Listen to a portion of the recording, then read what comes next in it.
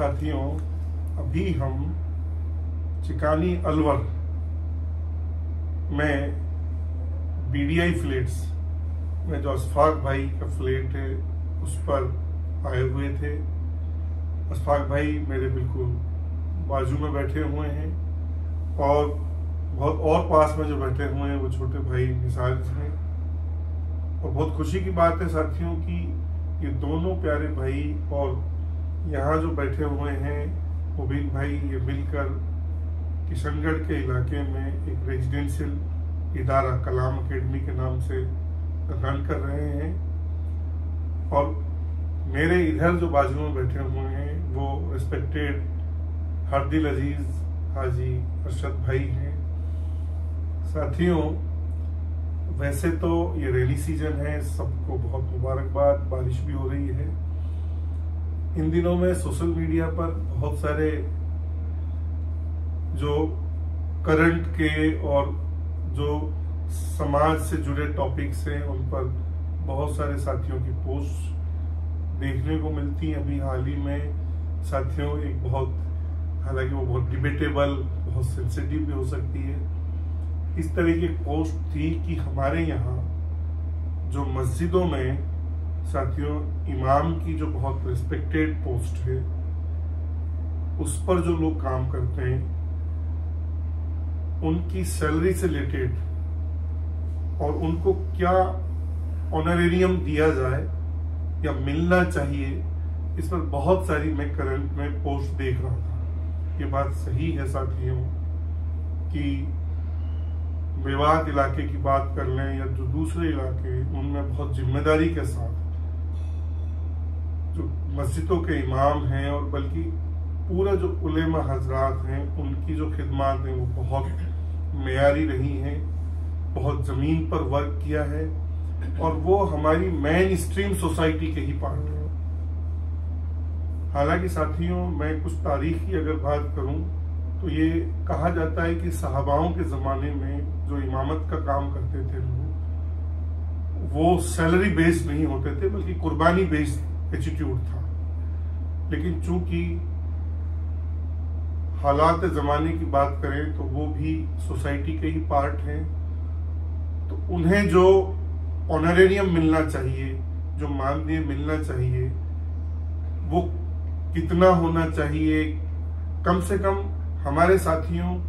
के ये सजेशंस थे कि आज के जमाने में जो, अगर एक एग्जांपल साथियों में दूं तो जो कॉन्ट्रैक्ट बेस पर जो लोग नौकरियां करते हैं, कम से कम उस कैटेगरी में, हालांकि ये बात सही है कि दीन की खिदमत को हम पैसे से नहीं आंक सकते, वो अनमोल है, हमारी इमेजिनेशन के भी बियॉन्ड है। लेकिन साथियों, चूंकि मस्जिदों के जो इमाम हैं, हाजी जी ऐसा मेरी समझ है कि मस्जिदों के इमाम या उससे जुड़े जो लोग, उनकी सैलरीज गांव मोहल्ले या जिस भी बस्ती में वो काम करते हैं वहां के लोग देते हैं। और ये भी एग्जाम्पल्स मिलते हैं साथियों कि अगर बस्ती के पूरे निजाम को समझा जाए तो जो सबसे कमजोर निजाम उस पूरी बस्ती में मिलता रहा है या हमें देखने को मिलता है वो इमाम का मिलता है। और कोई तयशुदा एक निजाम भी नहीं है।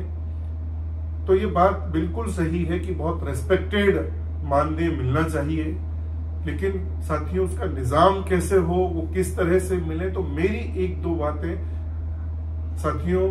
मैं भी कोई बहुत मेयारी या बहुत कोई ऑब्जेक्टिव वो बातें नहीं हो, लेकिन मेरा सजेशन ये है कि साथियों, एक तो इमामों का जो रिक्रूटमेंट हो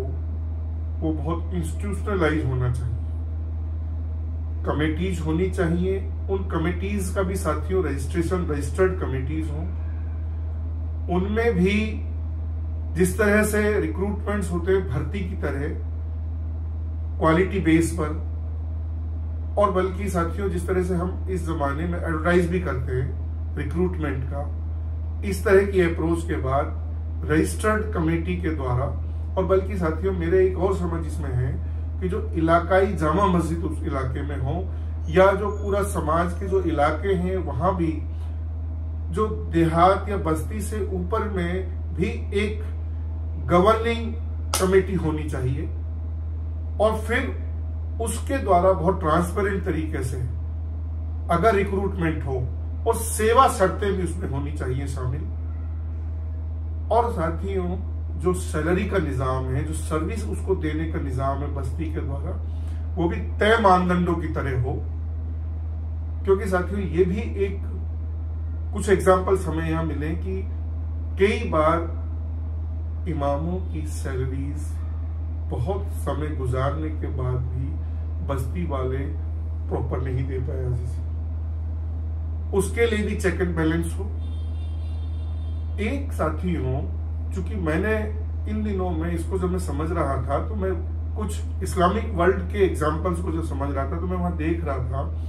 कि इमामत में क्वालिटी टाइम देने के बाद भी, जैसे वर्क फ्रॉम होम, या जैसे आम आदमी साथियों, चाहे सर्विस सेक्टर में या अपने बिजनेस के सेक्टर में,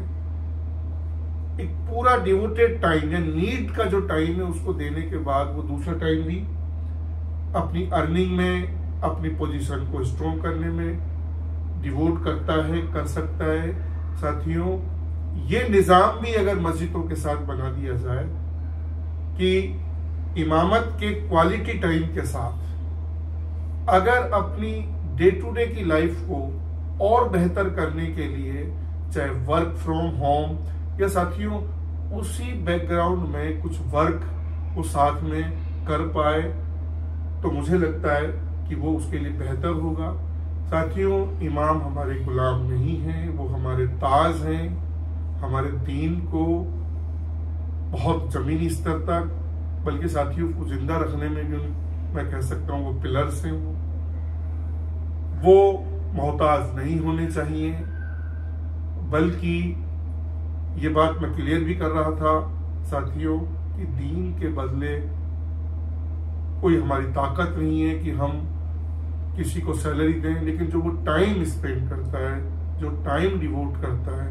कम से कम उसके लिए बहुत रिस्पेक्टेड ऑनरेरियम मिलना ही चाहिए। साथियों, ये बात सही है। एक और मेवात के इलाके की अगर बात करूं मैं, तो एक और यहाँ प्रॉब्लम है कि ज्यादातर इमाम अपनी फैमिली से बहुत दूर रहते हैं। साथियों, हर हाल में इमामत का ये निजाम बनना ही चाहिए कि इमाम जिस भी मस्जिद से जुड़े, अपनी चॉइस पर अपनी फैमिली को उससे रखने की चॉइस भी मिले, और वो अगर अपनी तरफ से नहीं रखना चाहे तो वो उसे छूट हो। वो कम से कम जो खाने की डिपेंडेंसी है, जो डे टू डे की जिंदगी गुजारने की डिपेंडेंसी है, उसे नहीं होनी चाहिए। साथियों, एक और जो मैं कमेटी की बात कर रहा था, रिक्रूटमेंट की बात कर रहा था, तो वो इसलिए भी कह रहा था कि जब रेस्पेक्टिव सैलरी उसको मिलेगी,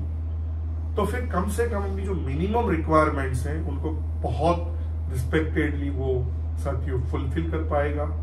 वो डे टू डे में बहुत डिपेंडेंट नहीं रहेगा। और एक मेरा सुझाव और है कि जो इमामत के काम में साथियों जो जुड़े हुए इमाम हैं, कारी हैं, मौलवी हैं, उलेमा जो हजरात हैं, उन्हें जैसे अपना जो करियर है, अपनी जो सलाहियतें हैं, उन्हें और बेहतर करने की छूट भी मिलनी चाहिए, या उन्हें मोटिवेशन या मोटिवेट हम लोग या साथियों कमेटी के लोग, या जो उस पूरे चैनल से जुड़े हुए जो उलेमा हजरात हैं, वो चाहे उनकी वर्कशॉप हो या उनके एनहांसमेंट से रिलेटेड जो चीजें हों, वो बराबर चलती रहनी चाहिए। ये भी एक अच्छा ऑप्शन हो सकता है। साथियों, कुल मिलाकर के जो इमाम की पोजीशन है, वो हमें, ये हमारी नस्लों के लिए, हमारे बस्ती के लिए, और हमसे जो मस्जिद से जुड़े लोग हैं, उनके समझ में आना ही चाहिए कि बहुत एक रेस्पेक्टेड पर्सन है हमारे लिए। क्योंकि अगर मैं तारीख का चूंकि स्टूडेंट हूं, मैं वहां भी कुछ एग्जांपल्स दूं, तो पुराने जमाने में, सल्तनतों के जमाने में जो मस्जिदें बनती थी, उनके साथ में इनकम का भी साथियों पूरा एक, यानी मस्जिद का अपना जो इनकम का जो निजाम था वो उसके सेटअप में शामिल था। क्योंकि पिछले दिनों बहुत स्पीड के साथ बल्कि मैं साथियों थोड़ा सख्त लहजा अगर यूज करूं तो बेतरतीब बिना प्लानिंग के हमने कंस्ट्रक्शन किए हैं और जिनके कारण साथियों हालात और नाजुक हुए हैं। तो अगर हम लोग ये कर पाए तो हमें इनकम का एक पैरेलल सेटअप हाजी जी बनाना चाहिए अगर बन पाए तो। और अगर हम उसमें, चूंकि ये बहुत महंगाई का जमाना है साथियों, मेरी अप्रोच ये है इस पर कि हमें इमामों को मोहताज या मोहताजी के दौर से नहीं गुजारना चाहिए। वो बहुत, मैं बार बार उस वर्ड को फिर यूज कर रहा हूं, वो बहुत रिस्पेक्टेड है और उस ड्यू रेस्पेक्ट में जो डिजर्व करता है वो उसका जो कमिटमेंट है साथियों, उसका डॉक्यूमेंटेशन भी होना चाहिए, उसकी गारंटी भी होनी चाहिए। मैं इसीलिए वो रजिस्टर्ड कमेटी की बात कर रहा था। मैं एक बात ये भी कह रहा था कि कई बार कमेटीज में भी डोमिनेट करते हैं लोग, तो वहां भी एक निजाम हो साथियों, जैसे 3 साल या 5 साल या और कम कर सकते, उस तरह की सर्विस का साथियों निजाम हो। अवेयरनेस भी हम लोग फैलाएं। और एक और मेरा सुझाव है कि जो दुनिया भर में, यानी साथियों जो बहुत ट्रेंड वाले इस्लामिक जो कंट्रीज हैं, वहां जो निजाम है उसकी स्टडीज की जाए। और हमारे जो ये उलेमा हैं और साथियों जो दीन से जुड़े लोग हैं, जो कई बार हमें बहुत तकलीफ होती है कि उन्हें वो प्रॉपर रिस्पेक्ट नहीं मिल पाता है, वो उन्हें मिलना ही चाहिए, वो 100% इसके हकदार हैं। और हम ये सोसाइटी को अवेयर करें, अपने लोगों को अवेयर करें। वो ये समझिए साथियों, जैसे हम लोग अपने गवर्नमेंट सेक्टर के लिए या कॉरपोरेट के लिए हम जो सर्विस प्रोवाइड कराते हैं, हम जो देते हैं, उसी तरह की एक सर्विस है, बल्कि साथियों बहुत जेंटल एटीट्यूड की सर्विस है। और उसकी जो सेवा शर्तें हैं वो बहुत हेल्दी होनी चाहिए, वो डिपेंडेंट नहीं है, उनकी इंडिपेंडेंसी का बहुत ख्याल रखना चाहिए। एक मेरा और साथियों इसमें सुझाव है कि उलेमाओं को कभी भी हम अमीर लोगों के या साथियों जो किसी भी तरह से धन बल बाहुबल में जो बिलीव करते उनकी दबंगई के मोहताज नहीं बनाए। वो हर हाल में अपना हक एटीट्यूड रखें। और साथियों इस हक एटीट्यूड के लिए हम सब जो बस्ती वाले हैं, गांव वाले हैं, मोहल्ले वाले हैं, या जो उस निजाम से जुड़े लोग हैं, उस पर हमें हर हाल में कमिटमेंट के साथ साथियों उसमें बिलीव करना चाहिए, उस पर इत्मीनान रखना चाहिए, बल्कि उसको फॉलो कराने की कुर्बानी देनी चाहिए। तो ये बहुत नोबल प्रोफेशन है साथियों, इसमें हमारा यूथ आए, क्योंकि जमाने में मुझे ऐसे एक्सपीरियंसेस भी मिले कि हमारे बहुत सारे बच्चे जो आलमियत के कोर्स को, इफ्ता के कोर्स को, हिफ्स के कोर्स को कंप्लीट कर लेते हैं, लेकिन बावजूद इसके वो इस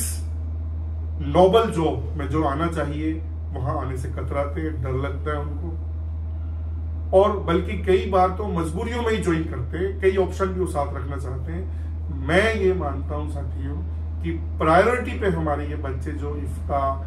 और आलमियत साथियों जो हिफ्स के दौर से गुजर जाते हैं, कंप्लीट कर लेते हैं, वो प्रायोरिटी पे इमामत के वर्क को साथियों चुने। ऐसा माहौल हमें बनाना ही चाहिए,